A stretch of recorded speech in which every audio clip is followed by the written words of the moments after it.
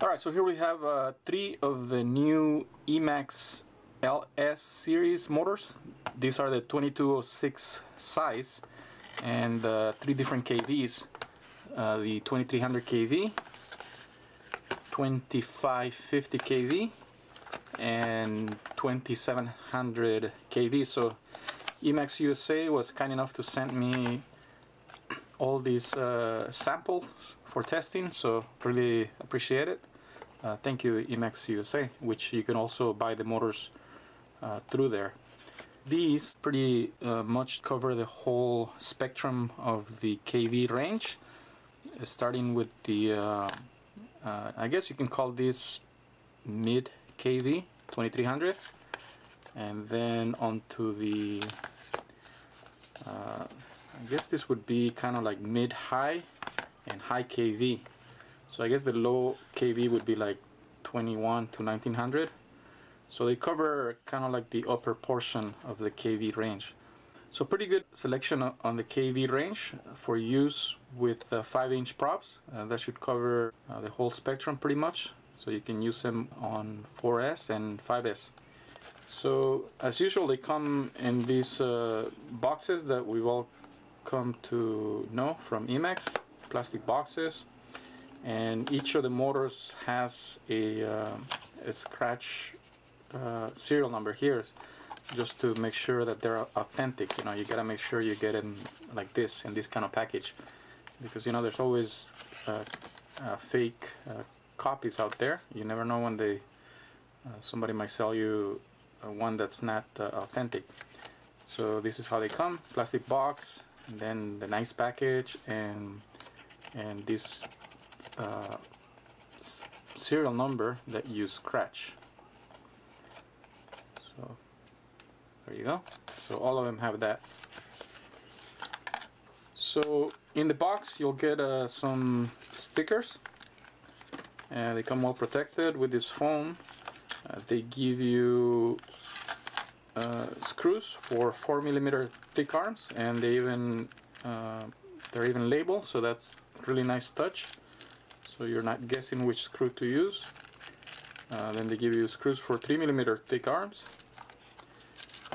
and a spare shaft retaining screw, which is a good thing because these screws are pretty hard to remove, and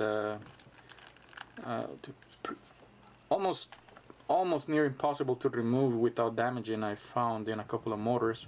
I tried heating them up, and the Loctite they use is just too hard. It's difficult. It won't loosen. And then even if you have a good Allen key, I still managed to mess up the screw's head. So that was pretty difficult. I ended up having to use a plier. So that's too bad, because you know, this is supposed to make it easy to remove, but they're not. But you know, the good thing is they give you an extra one, so don't remove it if you don't have to. Like only when you, I guess when you have to change the bearings or do some kind of a heavy cleanup if you went into mud or sand. The other thing that people are talking about is the exposed wires. This is a multi-strand wire, so it's kind of thin, and on the 2207s and some of the 2207s, like they'll have more exposed wire. So people were saying that it might be a good idea to add a little bit of epoxy around where the wires are exposed. This 2206 doesn't look so bad, but it might be a good idea if you add a little bit of epoxy there around the base where the wire is going towards the lead wires for the motors. So that's something to consider. So other than that, these motors are pretty well made as usual with the EMAX. Nice finish, really nicely made motors. Alright, so here are the motors. All these are 2206 and the 3 different KVs, so they're pretty much identical. Of course, the windings are going to be different. The lower KV are going to have more turns, and then the higher KV are going to have fewer turns, and that's how you get the KV. So this is the 2300, 2550, and 2700 KV. So they all look the same color scheme. So let's I'm gonna take out the shaft retaining screw on one of them. Hopefully it's easy to take off, though I doubt it. These are pretty difficult to remove. And then crack it open and just show you the insides. So the motor comes with about 125 millimeters of 16 gauge wire for the motor leads. So plenty of length for a center mounted 4-in-1 ESC. And 16 gauge wire is a little bit thicker than usual, so EMAX decided to include that wire because they found about 5% potential performance increase by using thicker wire as opposed to thinner wire, especially when you have the long runs to a 4-in-1 ESC. So let's get the weight of this motor. With the 125 millimeters of wire, this motor comes in at 31.9 grams. So if we cut the wires to 50 millimeters, we would be getting rid of that much wire. So 2.6 will tear that to 0, and then the motor weighs in at about 29 grams, 29.2 grams. So pretty okay weight. Not exactly like the lightest motor that I've seen, but you know, that has to do with possibly because of the thickness of the wire. So the 50 millimeters that I'm including there, 16 gauge wire, that adds maybe a gram or so. But overall, a pretty decent weight for a 2206. So I'm gonna try to remove that screw. Again, as I mentioned, I tried one with the soldering iron trick, and that didn't work. And one thing I also noticed is with this motors with this small bearing, the 3x8x4 bearing, what I found is that it was transferring the heat quite readily to the motor. So with these ones you can't apply the soldering iron for I would say no more than 3 minutes. So if you go more than 3 minutes, you might end up overheating the motor, so you don't want to do that. So with this one you have to be extremely careful when applying heat. Other motors I found you can leave the soldering iron for 5 minutes and it doesn't get hot, it just barely gets warm. But this one was getting really hot, so I had to remove it right away, and that's when I tried loosening it, and just it wouldn't come off. So that's something to keep in mind. Be careful when you apply the soldering iron there, and that might not even work. So this is how I ended up removing the shaft screw, basically using brute force.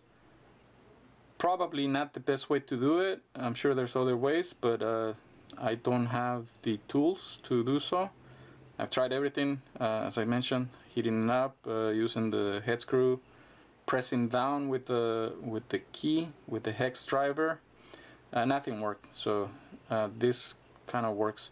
You need a set of good needle nose cutters or pliers. They have to be pretty short and pointy so that you can get them in there, and short so that you can get a lot of leverage. You just squeeze it as much as you can, because you want to make sure that the screw is not gonna turn, and then you squeeze it and then you turn the bell. So you start turning the bell, and that will loosen the screw. So it's pretty tight all the way until it gets out, because they actually used a lot of Loctite, it seems. Oops, and then you break your tool. So let me say that again. Don't squeeze too hard, because then you end up breaking your tool. Luckily I have another one. These are cheap I got them in Amazon. and these are the, what is it called, CHP 170. So these are pretty cheap, about $5 each. So I guess you don't squeeze it too much. You just gotta get enough. Hopefully I don't break this one. You just want to get enough force on it so that it doesn't turn. But you're gonna end up scratching the motor base and the washer. So though you're gonna throw those away and use the spare one. So just enough force, enough squeeze so that it doesn't turn. And then eventually it will loosen. So they really went to town on this with the Loctite. That's too bad. You don't really need to use that much Loctite or that hard of a Loctite. You just need to prevent it from turning. So eventually it comes loose. There we go. As you can see, that they use that white Loctite. That stuff is really hard. So once you remove that, as you can see, the aluminum washer got all bent out of shape, so that's done for. Luckily there's a spare one. I really wish they used, well, it is a 3mm shaft, so it's, you gotta use a really fine screw. You can't use a big one. But I really wish there was one that that they could use that had a larger head, or that they didn't use so much Loctite. So this is still pretty difficult to remove by hand. So what I do is I'll use some screws, sort of long screws. I just use 2 of those, and then use some pliers. I usually use these needle nose pliers, and a 2-blade prop. So then you just use the prop as leverage, and the pliers to pull on the stator. And sometimes you have to pull really hard.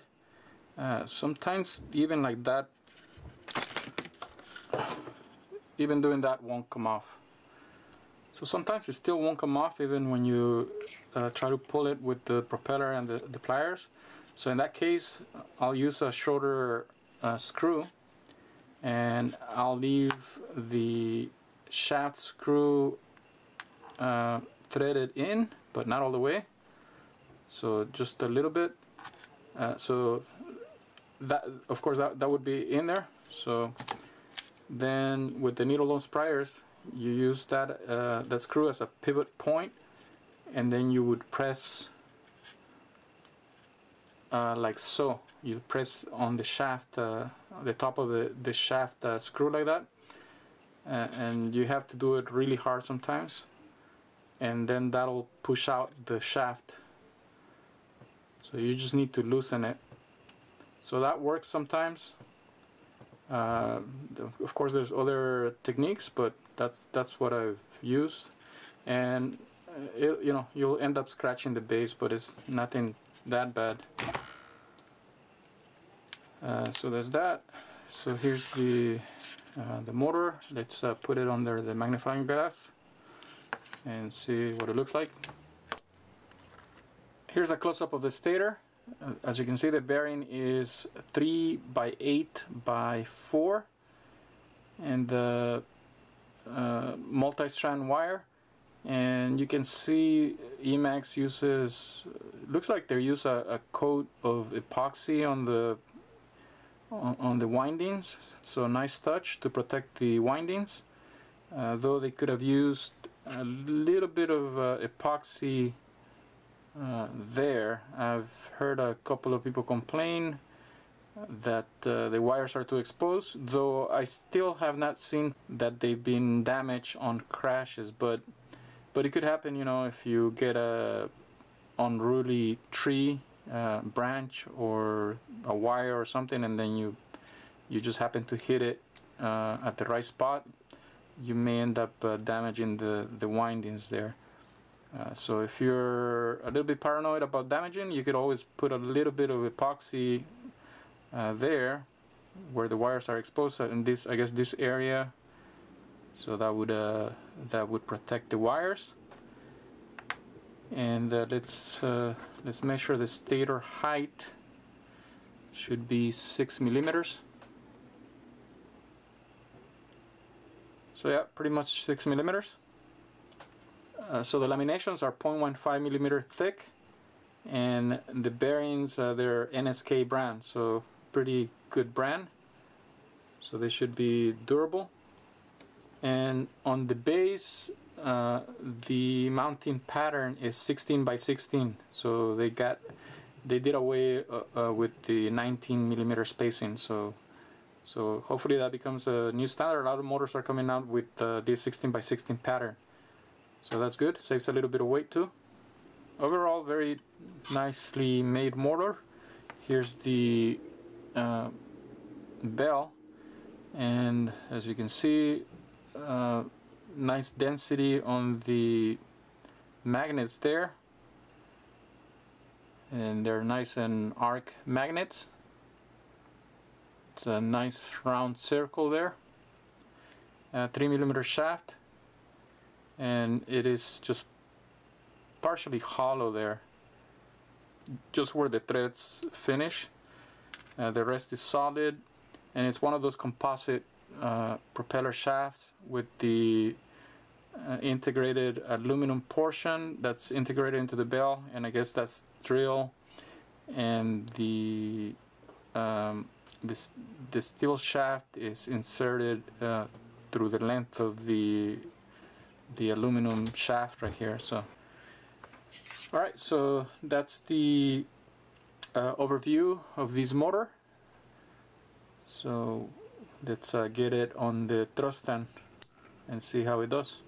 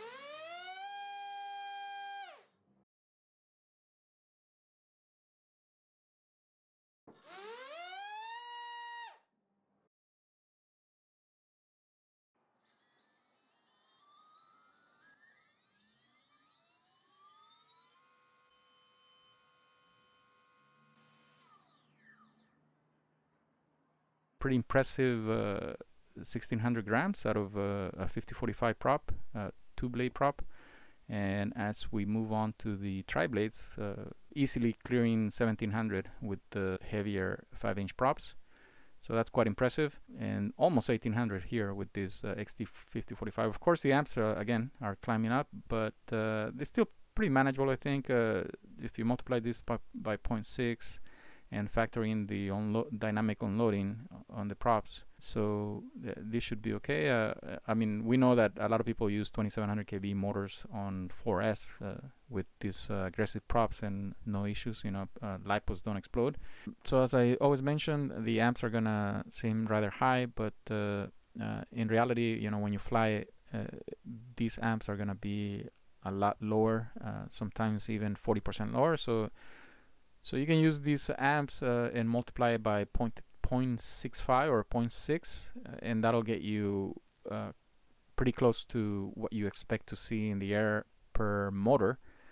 And that's going to be burst, so momentary burst. So it's not that you're always going to see that every time you go 100% throttle. You'll only see it for a couple of seconds. So that's one of the limitations of static thrust. They'll exaggerate both thrust and, well, they'll exaggerate amps quite a lot more. And of course, thrust is not going to be the same as you fly in the air, but on this test, this gives you an indication, some kind of visualization of what to expect from each motor's performance, and then you can compare motor to motor and see which one is performing better, higher thrust, more efficient, etc., etc. So moving on to the 6-inch props, pretty impressive again, 2 kilograms. I don't know if anybody's going to use this motor on 4S with 6-inch props, perhaps on 3S maybe. That looks pretty reasonable here with the 60/40 prop. So, but anyways, I threw him in there just to see what the motor could do, and as you can see, the motor is quite willing. So quite a powerful motor from EMAX 2206-2700KV. It should be a good option for those of you looking for power on a slightly lighter package. For an ultralight, this should do quite well, I think. And until the next videos, and thank you for watching.